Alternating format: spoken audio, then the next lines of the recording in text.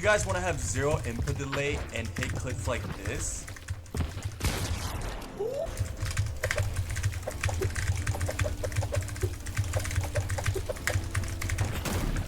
if the answer is yes, then make sure to watch to the end. But before we start, I would really appreciate if you subscribe. That way you won't miss out on any of my best content coming into 2025. And wish you guys a happy New Year's. Without further ado, let's get into the first step. And that's why we're going to talk about why having a good keyboard and mouse can significantly lower your input delay in Fortnite, especially on console, guys. And the main reason is because these keyboard and mouses are designed with better response times, meaning your actions register almost instantly in the game. Same goes with ping. The lower the ping is, the better you're going to become most of the time, right? And in Fortnite, these milliseconds count. Additionally, better keyboard and mouse often have precise sensors. With that being said, for example, if I go from a Razer Huntsman Mini, which is what I have right now, to a TKL, I'm gonna improve regardless. So investing in a good setup can really give you an advantage in this game with your monitors, mouse, and keyboards. If you're able to upgrade all of those, you're gonna improve so much. What a clip. Alright, so one of the most famous ways to remove input delay on console right away is you go into settings, then keep going down, and then you're gonna see something called accessories. You click on it, then you go into other accessories, and you're gonna see keyboard, right? You want to have QRP delay on short and QRP on fast. This is so you have less input delay when you press a key and when you're making the confirmation. So next is mouse type. A lot of people ask me my pointer speed. I'm using a normal, so I've always used a normal. I used to use slow, but then I realized that affects my sensitivity a ton.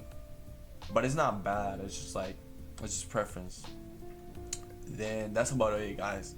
But yeah, if you guys already have this, then then most of the time you already reduce your input delay by 50%, which is totally good.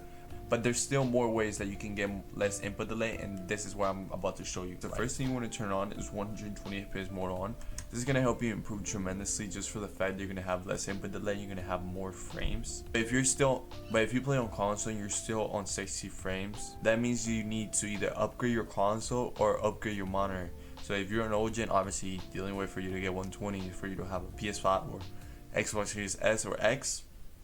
But if you're on new gen and you still play on 60, I recommend you like please, but like right now, if you want to improve in this game, you need to get a 120 plus hertz monitor.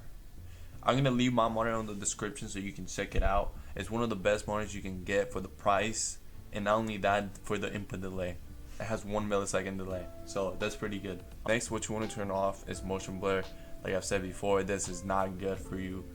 Like overall, like it impacts your performance, gives you more input delay, and it makes your game not look clean. Like, I don't know, that's just me though. Then user interface parallax, turn this off too. Next, we're going into matchmaking region. If you guys want less input delay and less lag, what you guys need to do is get an Ethernet cable. And specifically, I'm gonna put it right here on the screen, is a Cat 6 if you're on console, and if you're on PC, you can get a Cat 7.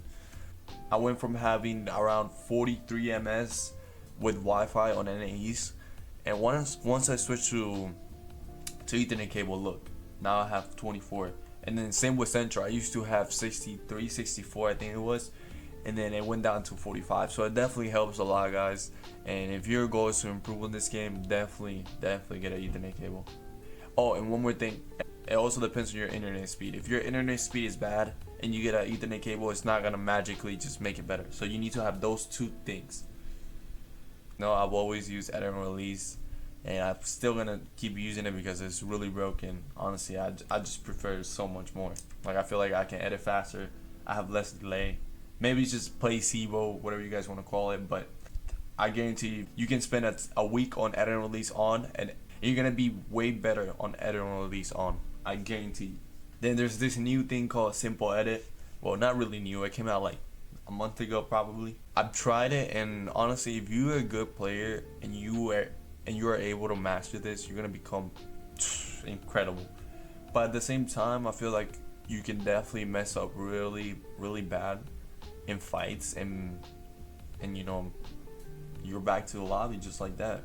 Then keep going down. You're gonna see this thing called low input latency mode. This is so you have less input delay.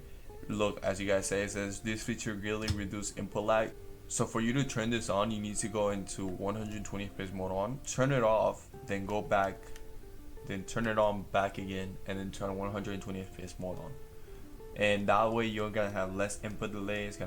You're gonna be able to notice it right away. Then keep going down. And this is really important, guys. Definitely turn record replays off. I've said it in a lot of my videos, and I truly mean it. Like, it impacts your performance. I feel like I played so much better with record replays off, but I like to bar review my mistakes.